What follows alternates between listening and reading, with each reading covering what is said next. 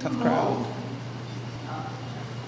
Good afternoon, everybody. My name is Paula Hoffman, and I am, as I mentioned during my questions, I am a Community Economic Development Officer with le Réseau de soutien à l'immigration francophone du Nord de l'Ontario, which is very long for the Northern Ontario Francophone Immigration Support Network. And I would like to take a brief moment to thank Michelle Lander and Canadian Multicultural Association for letting us take part in organizing this event. For those of you who don't know, this week is very important to us because it is Canada's National Week of Francophone Immigration. And some of you saw me going around, skulking around the tables this morning, trying to get an information sheet into your folders about various activities that will be happening this week.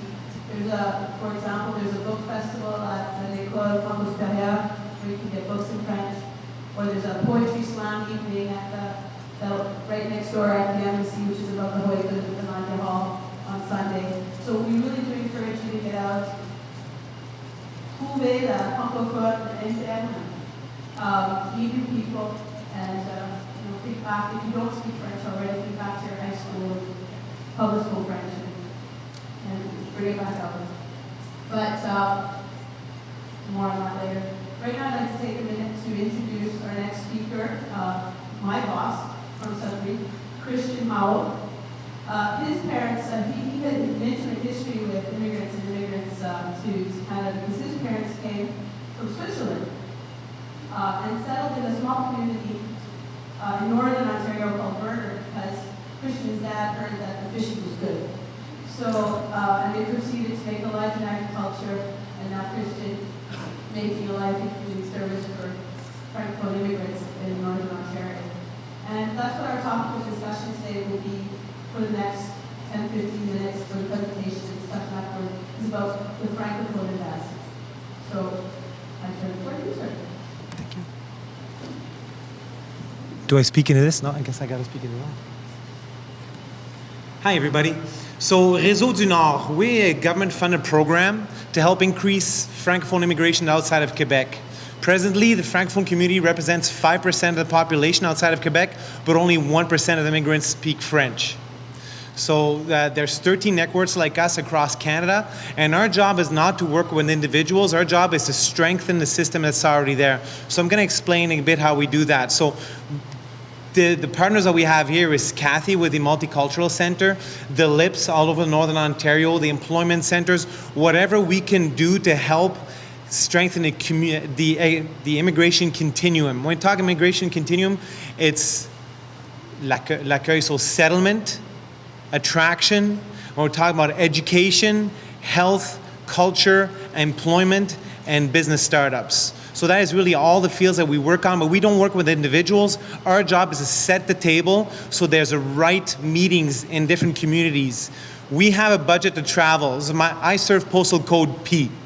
So from Algonquin Park all the way to Kenora. So our job is to make the life easier for any organization who could work with a Francophone or bilingual immigrant in that area. So this is what gets us going. When we've spoken to many employers, and when employers get together, the same topic keeps coming up. Where do we find skilled labor? It's a problem everywhere. So we're going to go over some of those stats. We're going to go over some of those stats if some of you are not as familiar as some of our speakers earlier mentioned. Next. So we know by 2020, even though petroleum is down, even though mining is hurting in my area, in Sudbury area, we're still going to be short 1 million workers. I have a brother-in-law who works in Fort McMurray. He says now that the oil fields are shutting down, forestry is going gangbangers. It's actually absolutely crazy. He's making $40 an hour driving pulp. So there's still lots of jobs out there. There's still lots of jobs everywhere because we did not have enough kids in Canada. Next. Yeah. So in Ontario, that means already to this day, employers are losing $24 billion a year because they cannot find skilled labor. So it is a crisis. Next. So we'll also talk about business succession. We know that 350,000 business people qualify for retirement. Next. And half of them have no succession plan. So when we're talking earlier about issues that employers have with an LMIA, because they're so worried about the LMIA, they don't have the time to plan, okay, what's going to happen in 5 years, 10 years when I want to retire. So the crisis is actually getting worse. So we're at risk of losing these enterprises who are already losing money. They might just throw in the towel. So we really have to do something. Next. So we work with the workforce planning boards, where you have Madrid Citizen here in Thunder Bay, and we also have, there's 6 of them in Northern Ontario. And they know by talking to employers have told them that if the economy keeps going the way it's going, we're going to need between 40 and 50,000 people to fill jobs. And an article was published here just a few weeks ago that you're going to be short 50,000 people here if there's absolutely no economic growth. So if nobody wants economic growth, that's fine. We don't need to hire anybody. Next. So we know the most sought after skills were trades, engineering, and health. Now that's where we need to work with Ireland, because when we're talking about health, it's the countries of the Commonwealth seem to have an homologation. So basically they have a standardized training where if you can hire a nurse or a doctor from those countries. When we talk about French-speaking countries, that's kind of where it's hurting. You cannot hire them directly. Next. So we'd have a growing demand. Because now we have all these people retiring, that means the supervisors are leaving. We're going to have a shortage of management in finances and in education, and we already are seeing a shortage of supervisors in mining, construction, and forestry. So now we have a whole bunch of new workers that need to come in, but then there's nobody going to be there to supervise them. So that's where we really need to have people with skills coming in from other countries. Next. So add to that, we know from statistics that by 2031, 47% of people will be qualifying for retirement in Northern Ontario. That's almost 147,000 jobs. 47% of the workforce. So we tend to say, well, we have enough kids. There's so many people on unemployment, it's not going to be a problem. Well, it is going to be a problem. Next. So that's where we come in. We find it's called the demographic pressure index. So that is what you take at the last census. They took the people that are aged 10 to 19, that within the next 10 years, they'll qualify or they will be on the job market. And they compare them to the numbers of people who are between 55 and 64. So that with chances are within the next 10 years, they're going to be leaving the job market. Next. So this is where we run into another little issue where we have the census metropolitan zones or metropolitan census zones. We only have 15 in Ontario. And in Northern Ontario, we only have 2, Sudbury and Thunder Bay. So when we have the blockages of the LMIA, it's because they compare us to Ottawa, Toronto, Montreal. So that is really the system we need to change. But then we can still use those numbers. If you look 10 years ago, for every 100 people that are qualified for retirement in Thunder Bay, you had 142 ready to take the job. It wasn't a crisis. That's why you didn't hear about it over the last 10 years. But now it's really hitting the wall. We're down to, in this area, to 72 people ready to enter the workforce for every 100 people retiring. So it's a crisis. Next. So let's do for Northern Ontario, where we know that rural Ontario, the index is 74. That means that for the 147,000 people that are going to retire, we're going to be short 38,000 workers. So that really starts opening the eyes. So maybe we can work on having this included in the LMIA when we need numbers to show, look, we need special consideration here because our economy is going to start imploding. And this is if the Ring of Fire doesn't open, if the other mines don't open. There's 12 mines that are due to open in Northwestern Ontario who are having trouble finding people already. If we don't do something about the LMIA or about immigration to the area right now, that is not going to work. Next. So that's even the Canadian Chamber of Commerce says, no, now we need to work with this problem. How do we grow? How can we work on this? So that's where we come in out of that big pie. Earlier had a presentation about Ireland. Well, I'm here to convince you the financial advantages of hiring somebody who's French and bilingual. We have a whole system in place. They call excuse me, I'm thinking in French, I need to slow down. The Francophone Immigration Support Networks have been put into place to help. So if you're having difficulties, we are here to hook you up with organizations who can help. Number one is express entry. The advantage of express entry is compared to the old system where you wait in line, now the employers, you can go hand pick. So if you have your job posted for a month, then we can help you hook up with people abroad who are qualified, who will not have the blockages to come here. With Destination Canada, the Canadian embassies abroad actually have recruitment fairs. There's going to be one in Paris, Brussels, and Tunis at the end of this month, where last year they had 20,000 applicants. They did the pre-screening. Out of those 20,000 applicants, 2,000 were selected for interviews. 75 Canadian employers went over and they hired 385 people. So that means that they had the education, had the qualifications, they had the experience, and they spoke the language. So economically speaking, it should work. Next. There's another possibility, because we were told here that in Thunder Bay, if it wasn't for the international students, most restaurants would have to close. Well, there's a possibility of getting students internationally as well who might come here for internships. The French government, their goal is for any student who's in agriculture to get international experience. So agriculture for them is agriculture, food transformation, and forestry. They have 400,000 students. Their goal is to have 90% of them get international experience. So you could have a student come in from 6 weeks to 6 months, maximum 1 year, and come and work for free. So because the idea is, for them it's an internship, it's not a summer job. And the advantage is, it's a skills exchange. So when they come and work for you, they also have to write a report on how they can make your business better. So you ended up at the end with a report. I'll give you the example of landscaping company in Calgary last year. They had a landscaper specialist come for an internship, and he was doing architectural plans for the clients. So just imagine the clients, what they thought. It was absolutely amazing. So it's really ways to help go along.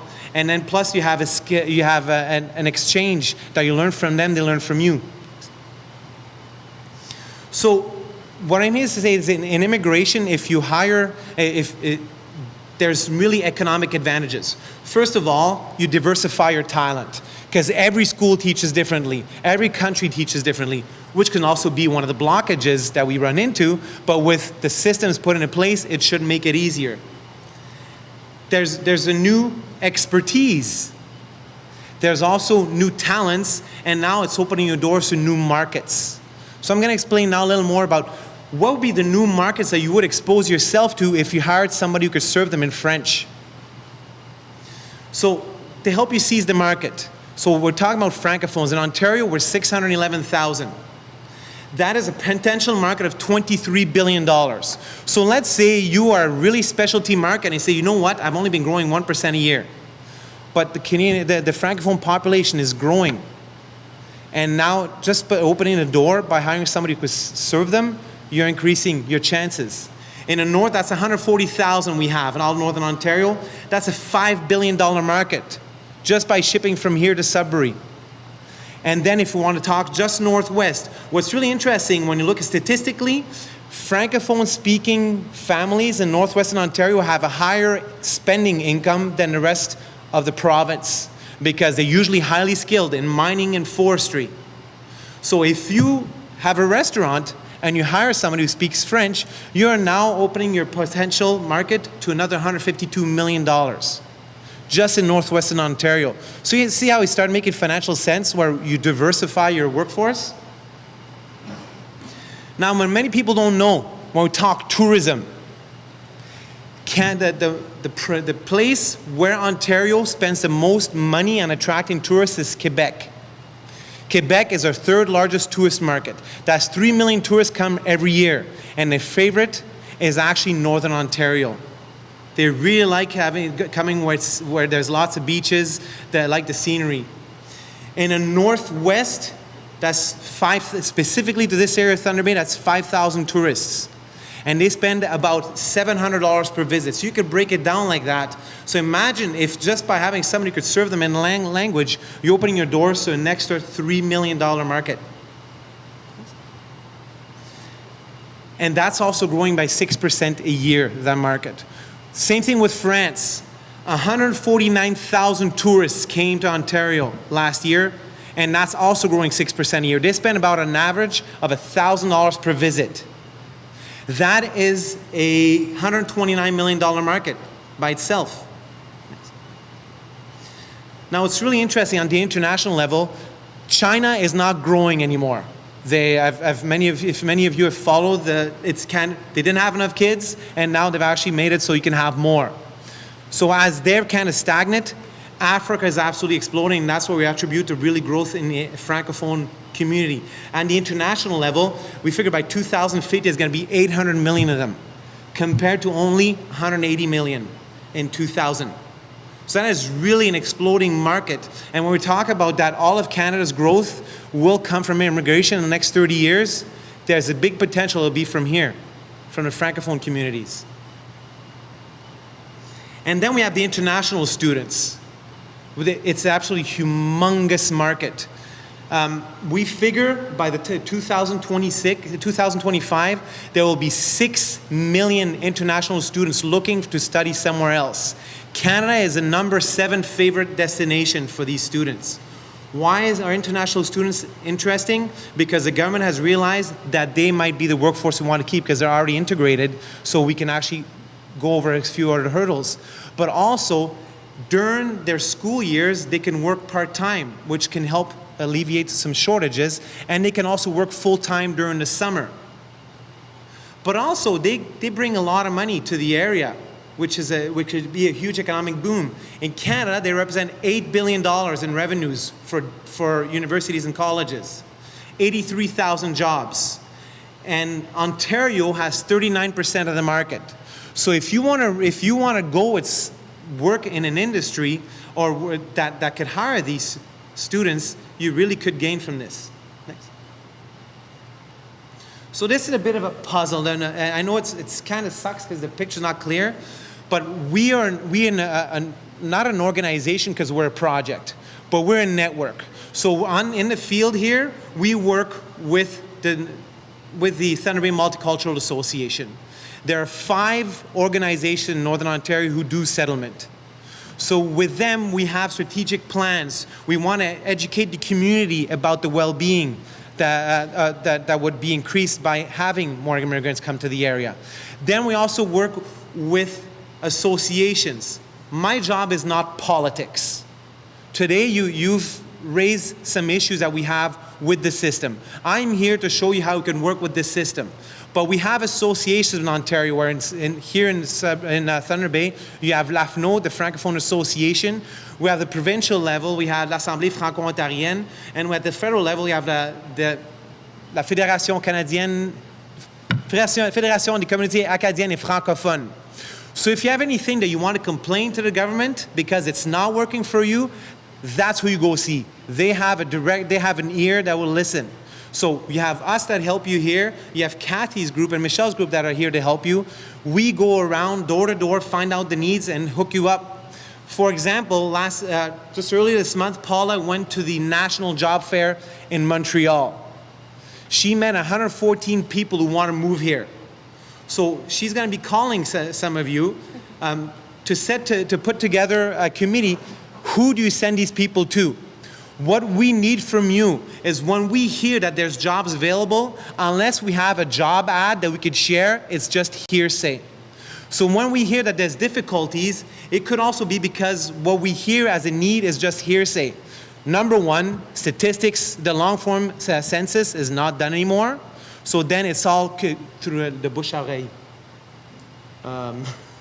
Word of mouth. It's just word of mouth. So the only proof that we can give to the government that there's humongous needs here, that we can get changes made, is look at all these job ads here that are not being filled because the system does not take us into consideration. And then what we can do in the spring, we're actually hosting a provincial job fair. There's 3 networks in Ontario, if you want to go next. So there's me in Northern Ontario, me and Paula, and we have another agent in Northeastern Ontario. Then there's South Central Ontario, and there's Eastern Ontario. We want to bring all the jobs and job ads and employers that would like to participate. It'll be free to come participate. I know you like to hear that because job fairs usually cost a lot of money to go.